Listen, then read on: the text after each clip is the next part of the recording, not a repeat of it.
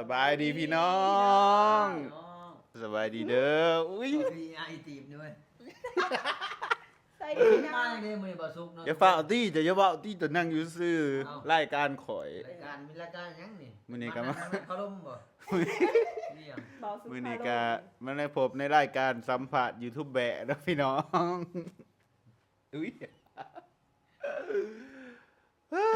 มื้อนี้เฮาเข้ามาลิ้นกับ สบายดีเด้อพี่น้อง บ่าวคำศรีเนาะ สบายดี FC บ่าวซุก สบายดี FC เบาสุด สวัสดีครับสบายดีพี่น้อง โอ้เป็นจะได้เนาะสีสันคือแบบสดชื่นดี มื้อ คื นั้ อน จังวังข่อยมาถ่ายคลิปว่าคือจังว่าอกหักอยู่ มันเป็นคอนเทนต์ มัน ซื่อ เป็นคอนเทนต์บ่บ่แม่นมั้งเรื่องจริงมั้ง เจ้าจะซื้อให้เจ้าแบบอันนี้ มื้อนั้นหั่นเด้อเบาจะว่า โอ้ย เอ็กฮักบ่ พี่น้องอันบ่าวซีกับสาวหน่อยเพิ่นกลับมาคืนดีกันน่ะเนาะมื้อนี้เฮาเลยสิมาสัมภาษณ์เพิ่นเป็นหยังเจ้าคือแบบกลับมาคืนดีนำเราหั่นนะ โอ้ แต่อีกคือจะว่าเลิกกันเหรอคือจะว่าแบบว่าอันนี้ ผิดกัน เอ ซื่ อ อๆเพิ่นว่าเลิก บ่ ก็จะว่า เลิกกันแหละมัน ก็ จ ว่าน เลิกนั่นแหละ เออ แต่ว่าคำซีได้มาขอโอกาส มาขอโอกาส แบบ อุ้ยเพิ่นว่าจะได้เจ้าคือสาวหน่อยคือแบบอันนั้นอยากให้โอกาสแล้วบอกจังได๋ แล้วก็เว้ายอมทุกอย่างแล้วก็สิเปลี่ยนแปลงตัวเองจังซั่นจังซี่เราว่าเราสิเป็นคนใหม่ก็ท่าเบิ่ง เออ ก็เลยว่าคันว่าสิบ่ให้ก็ย่านว่าใจดำโพด โอ้ ก็เลยเพิ่นรอมี ค ผู้ บ สาว กันก็ มาหาหลาย 2 ปีปลายแล้วก็คันบ่ให้ก็บ่คือหั่นนะ อืม แล้วก็ลังเคยขอโอกาสซะ อืมมื้อนี้เฮาก็เข้ามาในเมืองเนาะก็เลยว่าอยากมาถ่ายคลิปสัมภาษณ์หลายคนก็สิว่าบ่าวสุกเสือกบ่จักบ่แม่นเลยพี่น้องอัน เสือกมึงเสือกทุก บ่เอาเนี่ยเจ้าพิษกันนั่นนี่ข่อยก็เป็นหมู่เจ้าข่อยมาปลอบเจ้าเด้แต่เจ้าคืนดีกันข่อยก็มาทำเติมมึงหัวควันซื้ออยู่ ข่อยอยากรู้ว่าอันไหนๆแฟนมันก็งะมันเนาะ ไปเฮ็ดจังได๋จังไปปล่อยให้เขาหลุดมือเนาะ มึง เอาความตรงเด้อ แหกูขาดเผานึงอยู่ว่ะสองเผาสิ ตีตนไอ้ซีได้พี่น้องตอนเพิ่นอกหักตอนเพิ่นหายเนาะ เพิ่นห้อง จังรู้สึกแน่ใดตอนนั้น เขาก็ ตอนนั้นหาย อีโต้นนั่นแหละ อีโตนเนี่ย บ่เคยเห็นเราเป็นแบบว่าเอาแท้เอาว่าแบบเป็นจริงเป็นจังสินะแบบให้แบบย่านเสียเข้าไปอหยังหั่นนะเขาก็จะนอนว่าสิว่าหัวใจเราหัวใจดำสินะ นี่ก็ครั้งแรกคือกันเนาะบ่สู้เข็นเพิ่นหาย แม่น ปกติอันบ่สู้ผู้จักก็เพิ่นมาเพิ่นหายซะหน่อยหายบ่ ปกติซะหน่อยหายคันมา เอ แม่น อ แล้วว่า แหละ นี่ มีแฟนงามแล้วฝากรักษาไว้เนาะ แม่ วันนี้จะได้เปลี่ยนแปลงได้บ่บัดนี้เอา บ่ทุกคนเนาะต้องอันนี้ต้องเท่าความไปอีกจักหน่อยหนึงเนาะคือมื้อนั้นเบาสุกมาลินมื้อน่ะเขามาลินปักเซก็เลยว่าเอาง่ายๆคือคับซีกับซะหน่อยก็เกือบสิได้เลิกกันแล้วง่ายๆแต่ยังบ่ทันได้เลิกเพียงแต่ว่าแบบเฮาผิดกันนั่นนี่ก็เลยว่าเบาสุกมาถ่ายคลิปลงไปมื้อนั้นเนาะก็เลยแบบพอดีหลังจากมื้อนั้นมาพอดีคับซีก็ไปถ่ายคลิปกับซะหน่อยหั้นนะเบาสุกก็เลยเอ้าไปดีกันตอนไลฟ์จังซี่นะก็เลยว่าเพราะว่า FC ที่เบิ่งทั้งช่องเบาสุกก็ไลฟ์แม่นบ่ตอนคลิปนั้น 3-4 มื้อ อยาก นั่นแหละ ก็เลยว่ามานี่ที่จริงก็เกือบได้เลิกกันแล้วทุกคนเนาะอันนี้ว่าแจ้งๆเนาะ แบบพิดกันเนาะ ผิดกันนั่นนี่ก็เกือบได้เลิกกันก็จะว่า70-80%หมดแหละที่ได้เลิกกันว่าง่ายๆซะทุกคนเนาะแต่ว่าโดยความที่มีหยังหลายๆอย่างอะไรทุกคนเนาะข่อยก็ผิดพลาดอีหยังไปหลายอย่างเนาะแบบคือว่าคนเฮาน่ะคันมีแนวติดหน้าคันบ่แย่งแหวนก็บ่เห็นหน้าเจ้าบ่เห็นอีหยังติดหน้าเจ้าของทุกคนเนาะทุกสิ่งทุกอย่างมันก็เวลาเฮาผิดกันไปแล้วมันก็ข่อยก็มาไต่ตองแล้วก็มาทบทวนเบิ่งตัวเองแบบผิดหลายอีหลีคันแม่นแนวติดหน้าก็ผิดหลายอีหลีนะจะสิเป็นขี้กาก่อน แบบว่าผิดหลายอีหลีทุกคนเนาะก็ผิดกับซะหน่อยแหละบ่แม่นว่ามีผู้ชายผู้สาวหรือแบบอีหยังต่างๆไหนแบบว่า เดี๋ เรื่ ย อ ว งความ ใส่ใจนิด ใส่ ๆ ใจ หน่อยๆอยังเนี่ยแหละแล้วก็มองขามกันหลายอย่าง ความใส่ใจนั่นนี่แหละข้อยก็คิดว่าในมุมของผู้ชายเนาะที่แนมกลับไปนะก็คือแบบก็คิดว่าแบบเรื่องซำนี้มันบ่เป็นหยังดอกนะสำหรับข่อยเขาคิดว่าแต่ว่าบางเทื่อคือซะหน่อยส่วนไปนั่นไปนี่คือไปเขาบ่สุกไปปิกนิกแคมปิ้งนั่นข่อยนั่นบ่มาอากาศหนาวยังไงซะข่อยบ่ค่อยอยากไปหันนะก็เลยมาคิดอีกเทื่อนึงบ้าหนาวเท่าไหร่เฮาก็ต้องไปซำนึงครับมันก็บ่พอสิตายเนาะยังไงซะ ไปเทื่อนึง โดนไปเทื่อนึงอันนี้คำซีบ่เคยไปนำเช้าหน่อยเลยแบบ อีหยังเล็กๆน้อยๆก็แบบ เอาง่ายๆคือแบบ ถือเบาเอาง่ายไว้ไงซะ บ่ลองสิ่งใหม่ๆว่าซั่นซะบ่อยาก มีแต่ เฮ็ด อยู่ แน จุ ว ดเก่า แต่ว่าข่อยบ่มักข่อยก็บ่ไปจังซี่นะ แทนที่สิว่าแทนที่ว่าแฟนเฮามาเฮาก็ต้องปรับเขานำกันจังซี่นะ นั่นแหละ เราปล่อยเฮาไปผู้เดียวแบบเป็นจะไปโตตัวเองหลายสินะจน นั่นแหละทุกคนเนาะ มองข้ามกันสินะ ก็คือแบบนี้แหละก็คือแบบเฮาแบบมันเป็นแบบ การถือเบาเอาง่ายหลายเนาะบ่ได้แบบ คิดว่าในช่วงเวลานั้นข้อยก็คิดว่าคบกับสักหน่อยมากก็2ปีปลายเกือบ3ปีเลยก็ว่าอย่าแล้วเฮาคบกันมาโดนนะอยู่ร่วมกันแบบซ้ำแบบ ไปเริ่มไป ซ้ำแบบอันแบบว่าคนเดียวกันนะก็เลยว่าซ้ำนี่เล็กๆน้อยๆบ่เป็นหยังดอกบ่เป็นหยังดอกบ่นี้มันหลายเทื่อเล็กๆน้อยๆเนาะมันโฮมกันมันก็หลายนะก็ สักหน่อยเว้ามากก็แม่นความเดาเนาะก็รู้สึกผิดหลายอย่างว่าง่ายๆซะทุกคน เพียงแต่ข่อย ก็ขอโทษเด้อ ข่อยเก็บกำข้อมูลแล้วข่อยมีแต่ไปเลย ตอนนั้นข่อยก็อยู่กรุงเทพเนี่ยตอนนั้นไปกรุงเทพก็เลยว่าแบบมันแบบคือซะหน่อยก็สิแม่นเรืออดหลายเถื่อนั่นนี่เนาะข่อยก็ไปกรุงเทพนั่นนี่บัดนี้ อืม ข่อยแบบมันบัดเดียวนะก็เลยแบบหลายอย่างว่าง่ายซะ เป็นจังไดบัดนี้ สมน้ำหนา ก็ขอโอกาสซะหน่อยนั่นเราก็ให้ เออ โอกาสแต่ยังบ่ทันได้ว่า 100%ดอกกับเรื่ ก็ อยๆ เบิ่งกันไป คันว่าข เจ้า อ ก็ โอ ต้อง กาส เฮ็ด แล้ว อีหลี ซะหน่อยให้โอกาสซะหน่อยให้โอกาสก็คันว่าข่อยยังเฮ็ดบ่ดีก็ซะหน่อยไปข่อยก็บ่เสียใจบัดนี้เนาะ เพราะว่าเฮาเป็นน้ำเฮาเองได้บัดนี้เนาะ เป็นเฮาเอง แล้วพี่น้องบ่าว โอ สุข กาสมีให้คนเฉพาะ เออ แต่คนยังเขิน คนที่ปรับปรุง เออ คนที่จะปรับปรุง แม่นให้เทื่อเดียวอีกเลยโอกาสให้บ่หลาย ก็คือน้ำเฮาพี่น้องเอ้ยเฮาแนะนำหมู่กะ บ่สุกกับ เฮาแนะนำหมู่กับมาแนวนี้บ่อยากให้หมู่แบบว่าอันนี้เลิกกันเนาะพี่น้องแบบว่าบ่อยากให้ผิดกันหั้นนะเฮาอยู่นํกันมาตลอดเนาะ เห็นบ่าวสุขคบกับไอ้ซีมาก็โดนแต่เนาะ4-5 ปีฮอดบ่มันฮอดเนาะก็เห็นหลายอย่างพี่น้องคบกับผู้นี้เลิกกับผู้นี้มันก็บ่อยากให้แบบบ่ให้เป็นคือเก่าหั่นนะ เพราะว่า คบกับไผกับพวกกันนั่น มาคบกับสาวน้อยกัน2 ปีแล้วเนาะพี่น้องก็ 2ปีปลายแล้วเว้ย 2 ปีปลายคันสมมุติว่าไปเลิกกันก็ 2เดือนแล้วมั้ง จักสิไปเลิกน้ำไผอีกหั่นนะไปเลิกใหม่ก็แฮงทำความรู้จักนั่นนู่นนี่กว่าสิรู้จักกันหั่นนะเพื่อสิรู้จักนิสัยกัน มีผู้ใหม่บ่มันจังแบบคลิปมันจังพุ่งมีผู้สาวเนาะ เอ้ยมีไหมแฮงแบบอันนี้ เวลาบ่คุมื้อนี้บ่คิดว่าจะมีผู้สาวนั่นนี่บ่คิดจังได๋ ความอันนั้นมือตำอิดที่ฮู้ว่าสิเสียเข้าไปฮู้ซึกแนวอะไรตอน อื นั้ ม น มื้อนั้นบ่ เออ โอ้มื้อนั้นแบบ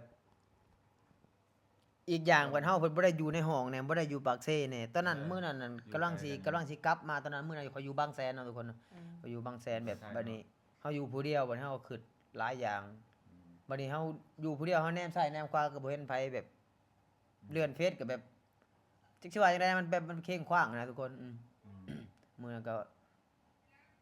กินข้าวบ่ได้เลยนะเห็นแต่ในโทรทัศน์ทุกคนว่าง่ายซะเห็นในโทรทัศน์ใน MV เพลงแบบเขา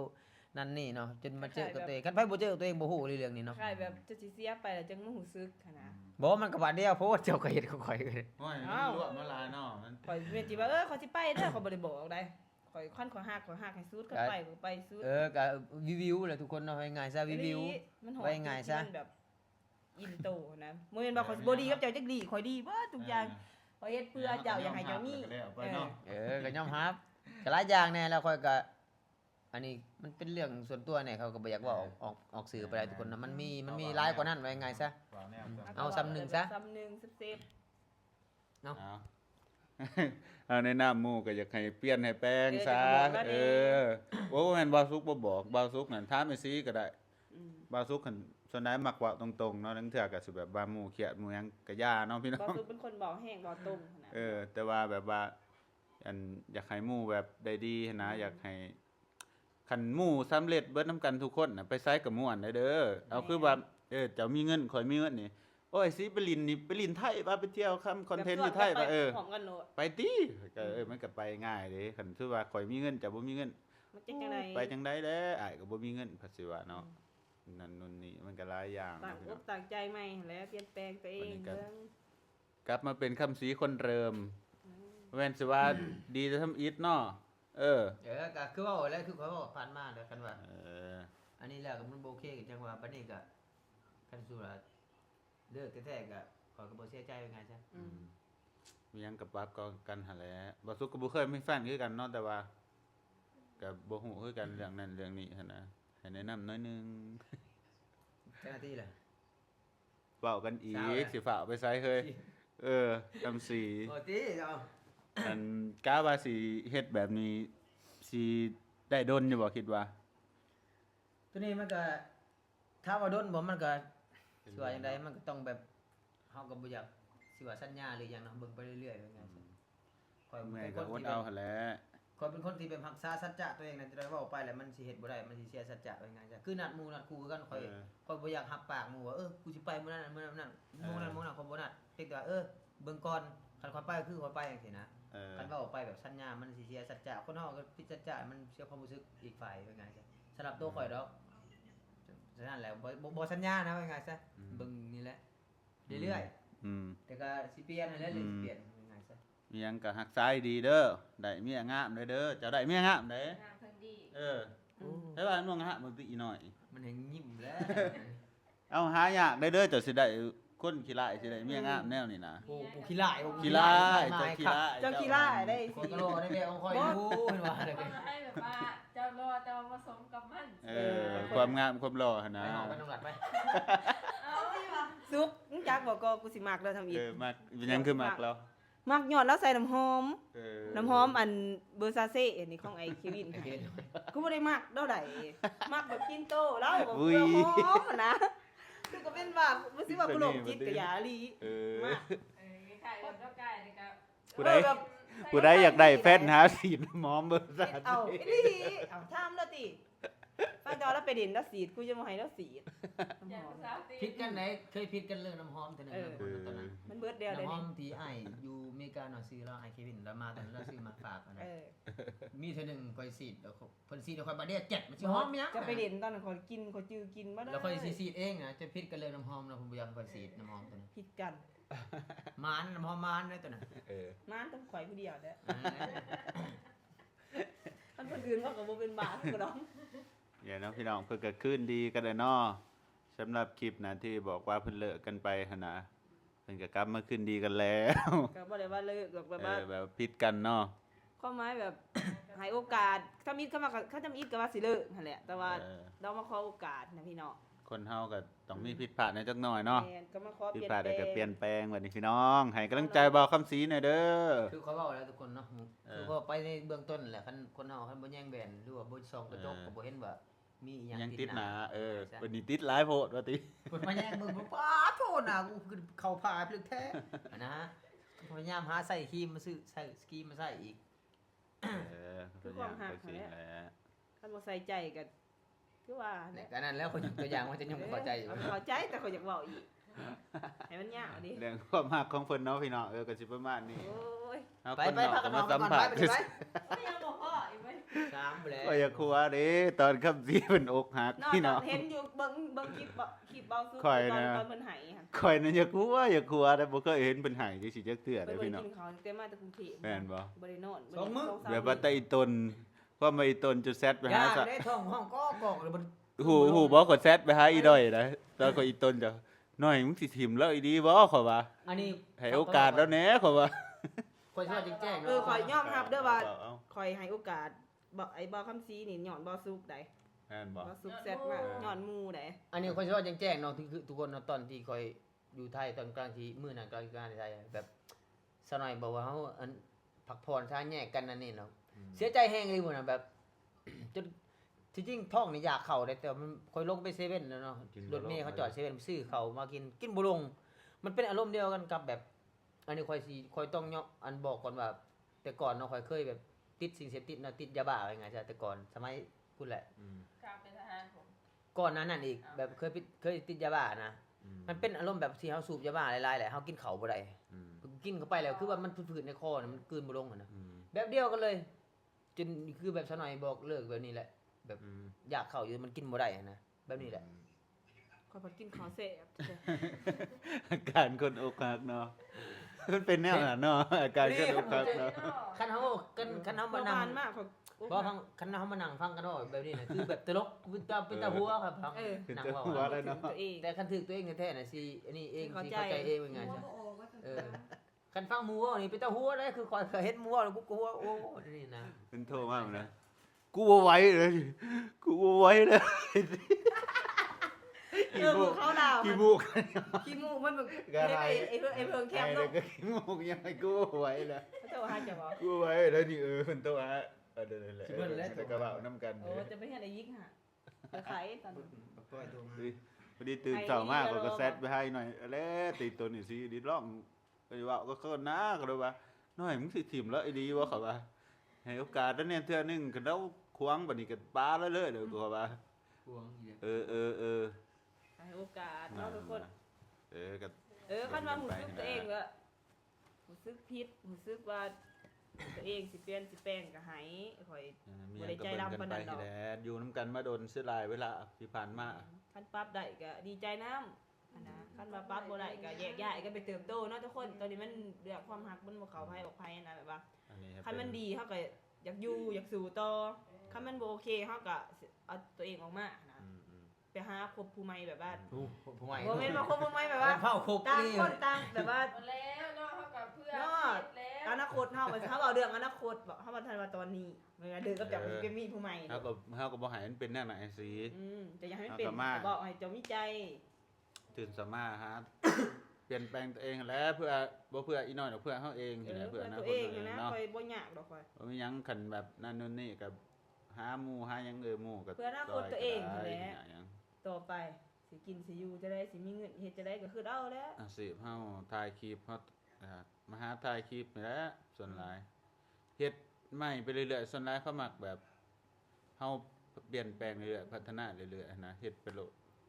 พากันไปเฮ็ดอันนั้นที่ขายของขายเสื้อขายอิหยังก็ได้ ช่วงนี้หันมาเศรษฐกิจ บ่ได้ก็แบบ มันจังอันนี้ เฮ็ดแบบคอนเทนต์หั่นนะพอได้แนวถ่ายคลิปเฮาก็อาศัยการถ่ายคลิปหั่นนะที่ต่างเฮาลงทุนเฮ็ดเนาะ อืม พากันมาเฮ็ดแบบตะกี้ม่วนเด้อเนาะเฮาเฮ็ด YouTube แต่ข้าวตะกี้เนาะ เฮ็ดหยังก็ม่วน เฮ็ดกุ้งเต้นอีกบ่ คำซีกรุงเต้นอยู่บ่อู้ตะกี้คันมันม่วนได้ตะกี้เนาะมัน บ่ ม่วน คันมาขายตอนนี้ก็ได้เฮาก็เพิ่มราคาขึ้นมันต้องมีดิ อันนี้กุ้งเอามาจากอุบลพุ่นไป มัน ที่ มี อยู่ ร ใน ถ นี่ เนาะ แค่คิดภาพกับหลังก็ขี้ขานนะบ่ คิดภาพกำลังยากและยุ่งยากขนาด เนาะจังกันเนาะสูตรบ่จัง พบกันใหม่คลิปหน้านะทุกคนเนาะ ตีตูนศาสตร์เนาะ ไปพี่น้องก็เรื่องนั้นก็เป็นเรื่องของเขาสองคนซะเนาะไปอันนั้น แล้วก็สานต่อ เออ จะเฮ็ดให้เขาดีกัน แม่นซะบ่กูมีส่วนบ่หน่อย อ้าวก็จะบอกว่าให้โอกาสได้ซีแหน่เทื่อนึง เพิ่นว่าคนเฮาปากันยังว่าให้อภัยเอาผอกอภัยกัน เออ มันก็เลย มันสิไปหลักลมผู้บ่าวได้บ่ได้เด้ อ้าวเนาะ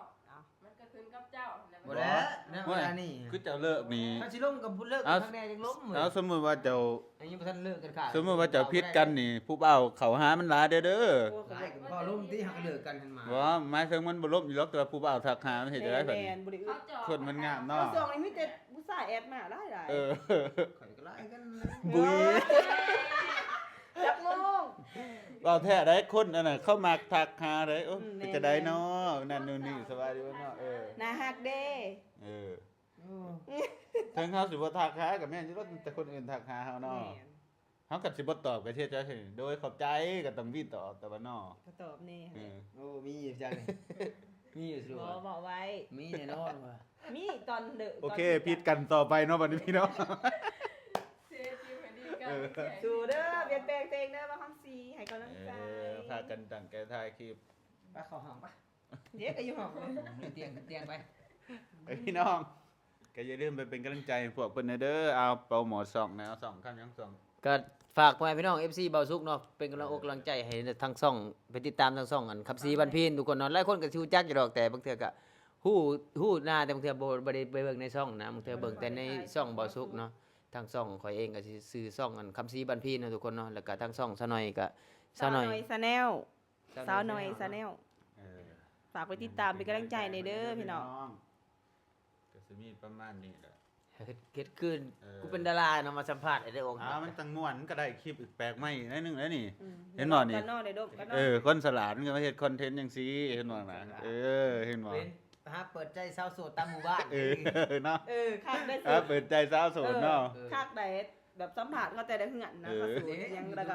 แล้วมันก็สิมีแบบว่าแบบคนโสดเบิ่งคลิปแต่ก็อยากติดต่อหาว่าคือว่าอยากได้เบอร์ยังก็ได้โอเคได้ นี่ นะ นะเนาะ ลอ แต่ ง ก็เฮาก็แบบเนาะ บิ่ง ผู้ใดอยากได้เบอร์ผู้นั้นผู้นี้ อืม โอนมาก่อนเด้อ เออ เดี๋ยวพี่น้องเจอกันใหม่คลิปหน้าเนาะฝากกดไลค์กดติดตามเป็นกำลังใจให้2วาสุกเด้อบ๊ายบายที่จุ๊เจ้า สบายดี